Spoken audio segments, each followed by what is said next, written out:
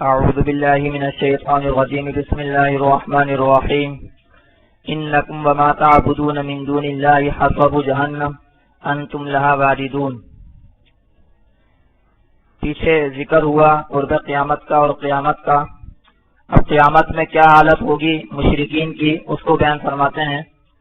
فرمایا انکم وما تعبدون من دون اللہ حصب جہنم، تحقیق تم اور جس کو تم پوچھتے ہو اللہ کے علاوہ جہنم کا ایندھن ہے۔ حصب کہتے ہیں ایندھن کو، دوزخ کا ایندھن، جہنم کا ایندھن، حصب ایندھن۔ پتھر جو انہوں نے ترجمہ کیا ہے تو یہ یعنی وہ پتھر جو ایندھن ہوتا ہے، وہ پتھر جو ایندھن ہوتا ہے۔ تو انکم وما تعبدون من دون اللہ حصب جہنم، تحقیق تم اور جو جن کو تم پوچھتے ہو اللہ کے سوا وہ جہنم کا ایندھن ہے۔ انتم لہا واردون، تم اس پر آنے والے ہو، تم ضرور اس کے اوپر آنے والے ہو، جہنم میں داخل ہونے والے ہو۔ یہاں مشرکین کو بتایا کہ جن کو تم پوچھتے ہو اللہ کے علاوہ وہ تم کو جہنم سے بچا نہیں سکتے، بلکہ تم اور وہ سب جہنم کا ایندھن ہوں گے۔ یہاں یہ وضاحت میں کر دوں جو مفسرین نے بھی کی ہے کہ مشرک لوگ یا تو جیسے بتوں کو پوچھتے ہیں یا شیاطین کو پوچھتے ہیں، تو شیاطین اور بت وغیرہ تو جہنم میں ہوں گے۔ اور جہاں تک بات ہے مثال کے طور پر عیسائیوں کی کہ عیسائی عیسیٰ علیہ السلام کی عبادت کرتے ہیں، یا بعض یہود عزیر علیہ السلام کی عبادت کرتے ہیں، یا اور اس طرح کوئی اگر کسی بزرگ کو پوچھتا ہے، بزرگ کی عبادت کرتا ہے، حالانکہ ان بزرگ نے اپنی عبادت کے لیے نہیں کہا، تو وہ لوگ جہنم میں نہیں ہوں گے۔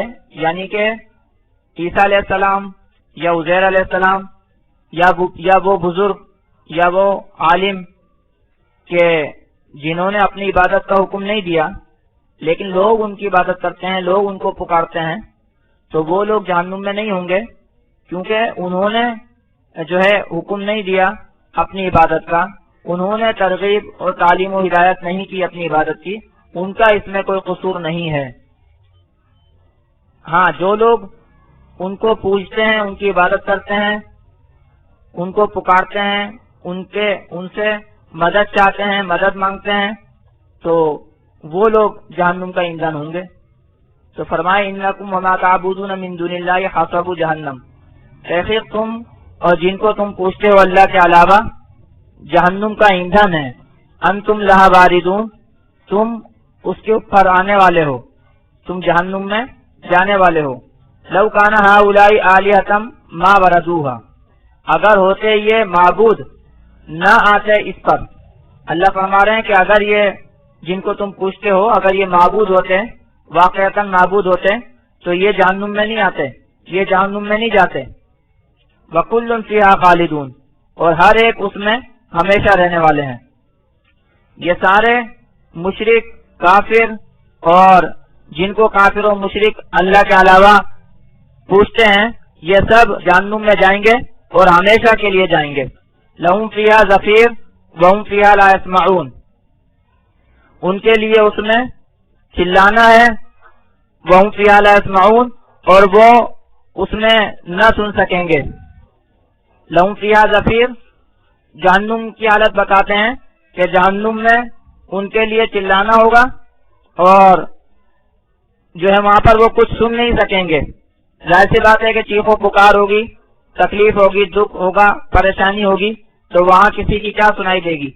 لَهُمْ فِيهَا زَفِيرٌ، ان کے لیے اس میں چلانا ہے، وَهُمْ فِيهَا لَا يَسْمَعُونَ، اور وہ اس میں سن نہ سکیں گے۔ إِنَّ الَّذِينَ سَبَقَتْ لَهُم مِّنَّا الْحُسْنَىٰ أُولَٰئِكَ عَنْهَا مُبْعَدُونَ، تحقیق وہ لوگ کہ جن کے لیے ہماری جانب سے اچھائی گزر گئی، پہلے طے ہو چکی بھلائی، أُولَٰئِكَ عَنْهَا مُبْعَدُونَ، وہ اس سے دور کیے گئے ہیں۔ وہ لوگ جن کے بارے میں اللہ نے بھلائی اور اچھائی لکھ دی، وعدہ کر لیا نیکی کا، اچھائی کا، بھلائی کا، جو ایمان والے ہیں تو وہ اس سے دور ہوں گے، یعنی جہنم سے دور ہوں گے. تو کافر و مشرک جہنم میں پڑیں گے، جہنم میں داخل ہوں گے اور وہاں پر چلائیں گے، لیکن جو ایمان والے ہوں گے وہ اس سے دور ہوں گے. لا يسمعون حسیسها، نہ سنیں گے اس کی آہٹ.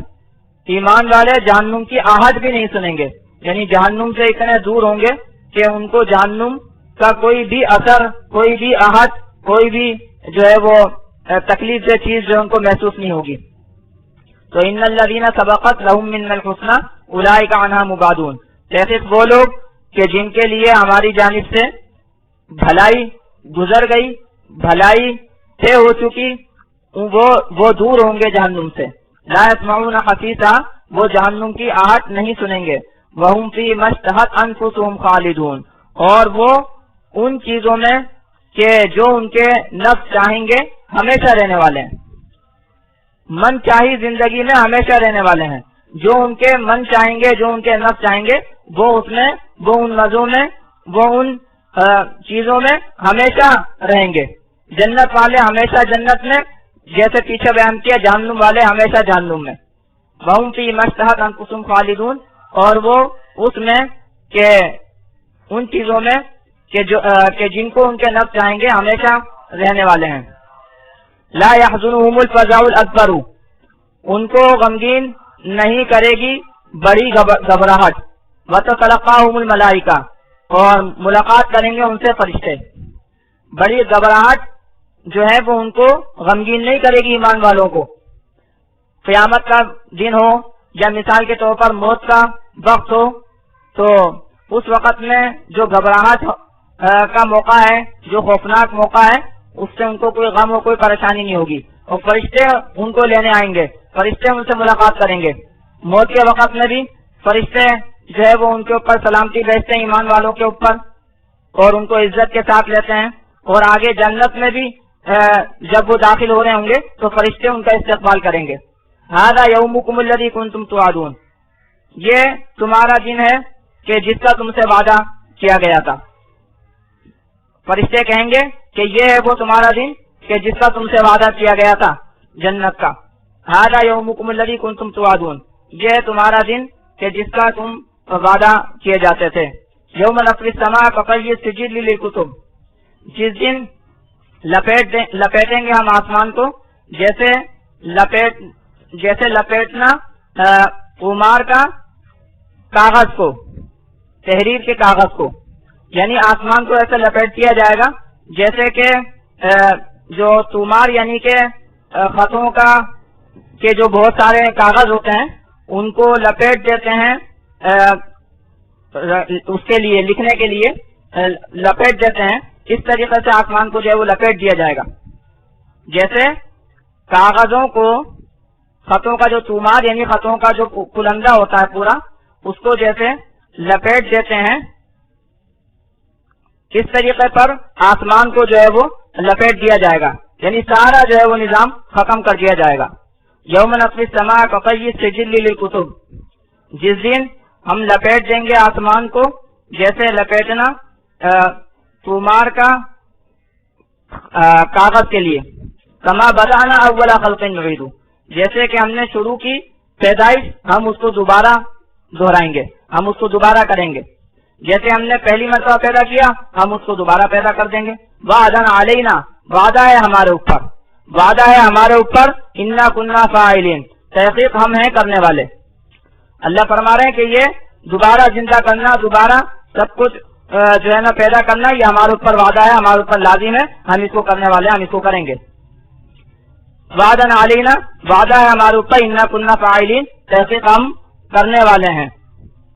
وَلَقَدْ كَتَبْنَا فِي الزَّبُورِ مِن بَعْدِ الذِّكْرِ أَنَّ الْأَرْضَ يَرِثُهَا عِبَادِيَ الصَّالِحُونَ، اور تحقیق ہم نے لکھ دیا زبور میں نصیحت کے بعد کہ تحقیق زمین اس کے وارث ہوں گے میرے نیک بندے. زبور میں بھی یہ بات لکھی ہوئی ہے اور بھی دوسری آسمانی کتابوں میں یہ بات لکھی ہوئی ہے کہ زمین کے اوپر بادشاہت، حکومت، سلطنت جو ہے وہ نیک لوگوں کی قائم ہوگی. چنانچہ آپ دیکھیں حضور صلی اللہ علیہ وسلم کے جو نائبین ہیں، خلفاء ہیں، تو حضرت بکر صدیق رضی اللہ تعالیٰ عنہ، حضرت عمر رضی اللہ تعالیٰ عنہ وغیرہ ان لوگوں کی حکومت و سلطنت جو ہے وہ قائم ہوئی اور بہت وسیع جو ہے وہ سلطنت قائم ہوئی. تو فرمایا وَلَقَدْ كَتَبْنَا فِي الزَّبُورِ مِن بَعْدِ الذِّكْرِ أَنَّ الْأَرْضَ يَرِثُهَا عِبَادِيَ الصَّالِحُونَ. اور تحقیق ہم نے لکھ دیا زبور میں نصیحت کے بعد کہ زمین اس کے وارث ہوں گے نیک بندے، میرے نیک بندے. إِنَّ فِي هَذَا لَبَلَاغًا لِقَوْمٍ عَابِدِينَ. تحقیق اس میں ضرور پہنچنا ہے عبادت کرنے والے لوگوں کے لیے. یعنی ان ساری باتوں میں عبادت گزار لوگوں کے لیے بڑے فائدے کی اور نفع کی چیزیں ہیں. یہ جتنی باتیں ابھی کی گئی ہیں، شرک کی نفی کی گئی ہے، یہ بتایا گیا ہے کہ کافر اور مشرک جہنم میں ہوں گے اور جن کو وہ پوچھتے ہیں وہ ان کو جہنم سے بچا نہیں سکیں گے. ایمان والے جنت میں ہوں گے، ہمیشہ رہیں گے، ان کو بڑی گھبراہٹ سے بھی کوئی غم نہیں ہوگا. تو یہ ساری باتیں اور یہ کہ زمین کے وارث جو ہے وہ نیک بندے ہوں گے، تو یہ ساری باتیں عبادت گزار جو لوگ ہوتے ہیں ان کے لیے فائدہ دیتی ہیں. ان کو ان باتوں کو سن کر حوصلہ ملتا ہے. ان فی ھذا لبلاغا لقوم عابدین. تحقیق اس میں پہنچنا ہے عبادت گزار لوگوں کے لیے. وما ارسلناک الا رحمۃ للعالمین. اور نہیں ہم نے آپ کو بھیجا مگر رحمت جہانوں کے لیے. حضور صلی اللہ علیہ وسلم کو فرما رہے ہیں کہ ہم نے آپ کو رحمت للعالمین بنایا، جہانوں کے لیے رحمت بنایا. ایمان والوں کے لیے تو ہے ہی رحمت، لیکن اور دوسرے لوگوں کے لیے بھی باعث رحمت، کافروں کے لیے بھی باعث رحمت. اگر کوئی ایمان نہیں بھی لایا نا تو اس کے لیے بھی باعث رحمت. یعنی حضور صلی اللہ علیہ وسلم کی جو تعلیمات و ہدایات ہیں وہ سب کے لیے فائدہ کی ہیں. آپ دیکھیں کہ جب اسلامی حکومت قائم ہوتی تھی، صحیح اسلامی حکومت قائم ہوتی تھی، تو اس سے مسلمانوں کو تو فائدہ ہوتا تھا، ایمان والوں کو تو فائدہ ہوتا تھا، لیکن کافروں کو بھی جان مال عزت آبرو کا فائدہ ہوتا تھا. پھر جب انسان سب صحیح ہوں گے اور انسان سب کا خیال رکھنے والے ہوں گے تو پھر جانوروں کو، نباتات کو، ان ساری چیزوں کو فائدہ ہوتا ہے. تو اس طرح حضور صلی اللہ علیہ وسلم جو ہے وہ جہانوں کے لیے رحمت اور فائدے اور نفع کا باعث بنے. وما ارسلناک الا رحمۃ للعالمین. اور نہیں ہم نے آپ کو بھیجا مگر رحمت جہانوں کے لیے. قل انما یوحی الی انما الہکم الہ واحد. آپ کہیے سوائے اس کے نہیں وحی کی جاتی ہے میری طرف کہ سوائے اس کے نہیں معبود تمہارا ایک ہی معبود ہے. یہ ہے حضور صلی اللہ علیہ وسلم کی تعلیمات و ہدایات کا خلاصہ آج جس سے سب دور ہیں.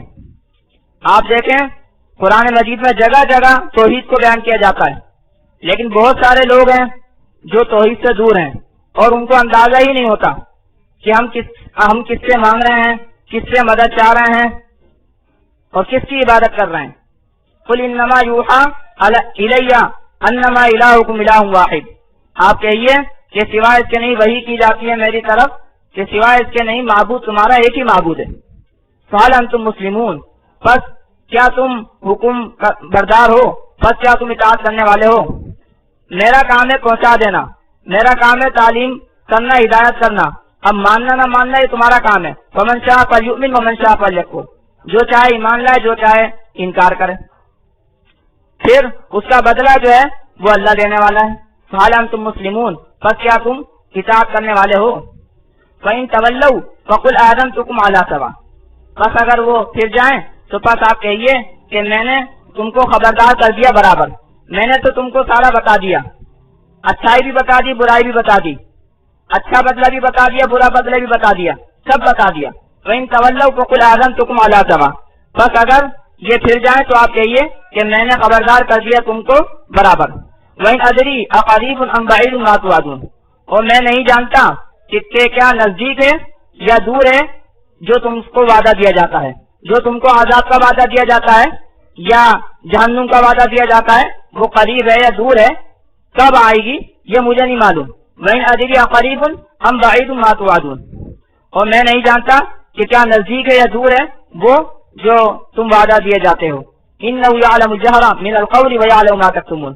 کیسے وہ جانتا ہے پکارنے کو، کیسے وہ جانتا ہے ظاہری بات کو، اور جانتا ہے وہ جو تم چھپاتے ہو. جو تم چھپاتے ہو اس کو بھی جانتا ہے، جو تم ظاہری طور پر بات کرتے ہو اس کو بھی جانتا ہے، جو تم زبان سے ظاہر کر دیتے ہو اس کو بھی جانتا ہے، اور جو تم دلوں میں چھپاتے ہو اس کو بھی جانتا ہے. وہ سب باتیں جانتا ہے.